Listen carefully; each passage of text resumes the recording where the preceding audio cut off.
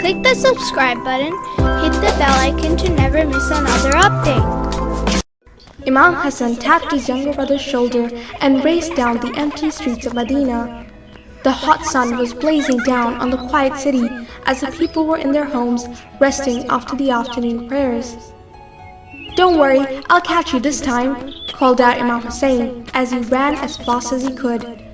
With Imam Hassan in the lead, the two brothers sped through the streets towards the outskirts of the city, heading to the pond. Imam Hassan slowed down, giving his brother a chance to catch up. Imam Hussein quickly caught up and triumphantly tackled his brother out of excitement. "Hussein, you won! MashaAllah!" Imam Hassan exclaimed with a smile on his face. He hugged him and quietly thanked Allah for blessing him with such an amazing younger brother. It was midday, and the scorching afternoon sun blazed down on the Imams. After so much running, the brothers needed to rest and re-energize. They washed their faces and drank water from the cool pond. Imam Hassan looked at his younger brother and said, "Doesn't this water feel amazing on such a hot day, Hussein? Alhamdulillah." The young Imams were always thankful to Allah the Almighty for providing them with exactly what they needed. They knew that above all, Allah was the provider. The brothers were exhausted and decided to rest. As they lay down, they gazed at the beautiful bright sky above them. Slowly, their eyes began to close, and before they knew it, they were fast asleep under the shade of a palm tree. Back in the city, near the masjid, the smell of freshly baked bread lingered out from the home of Sayyidah Fatima. She was busy preparing lunch for her beloved sons, whom she knew would be hungry and tired when they returned home. As Sayyidah Fatima finished baking, Ayman, her dear friend and helper, went outside to call the two brothers inside for lunch.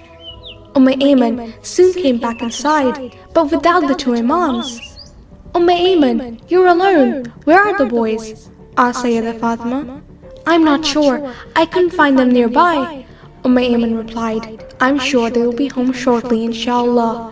They're always careful to return home on time," said Sayyidah Fatima. After some time had passed, and the two Imams had not yet returned, Sayyidah Fatima whispered a dua to Allah, asking Him for their safe return. She looked at her friend and said, "I'm a little concerned, Ayman. The boys are never late, and it's a very hot day today. Perhaps they stopped somewhere to rest. I should ask my father for advice. Maybe he knows where they've gone." Ayman looked at the Lady of Light, her most beloved friend, and said, "Let me go and ask the Prophet of Allah for you, O Fatima Zahra." Sayyidah Fatima smiled and agreed, noticing how eager Ayman was to help. Ayman quickly got ready and set off to meet Rasulullah.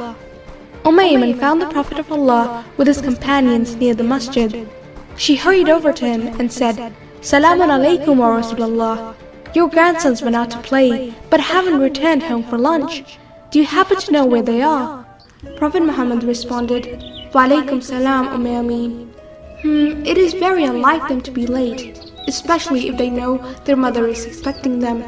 Inshallah, everything will be alright." The Prophet raised his hands in prayer and made a dua to Allah. "Ya Rabbi, O my Lord, please keep Hassan and Hussein safe and always keep them under your protection and care."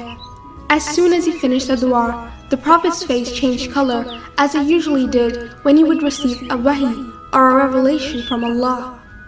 After a few moments, the Prophet broke into a smile. Soon after, the Prophet arrived at the pond and found his grandsons soundly sleeping under a palm tree. Behind them stood a magnificent angel guarding and protecting these two little leaders from heaven. Subhanallah, these two young Imams were certainly divinely protected. They were the chosen leaders of Allah, chosen to guide everyone to the right path. He knelt down and gently gave them both a kiss on their foreheads, waking them softly. The brothers stirred awake and saw the shining face of their grandfather gazing down on them. They jumped up and playfully tackled their grandfather, giving him a huge hug. Rasulullah lifted Imam Hassan and Imam Hussein onto his shoulders and started walking towards Sayyidah Fatma's home, where he knew she was eagerly waiting to see them. As they were walking home, Imam Ali saw them and immediately thanked Allah that his two sons were safe. Imam Ali greeted the Prophet and his sons with a salam and said, Alhamdulillah, I am glad to see that both of you are not only okay, but are also getting to ride on the best of shoulders. Imam Hassan and Imam Hussein smiled at their father. Prophet Muhammad looked at his cousin and said, Our Ali, I am the one who's blessed, as I have the best riders on my shoulders. As they all arrived home, Sayyidah Fatma greeted her two sons with hugs and kisses. She was so happy and relieved to have them home. She thanked Allah for honoring them with His protection.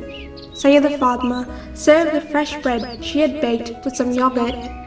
The beloved Ahlul Bayt, Sayyidah Fatma, her father, her husband, and her two sons then sat together to share their tasty and blessed lunch.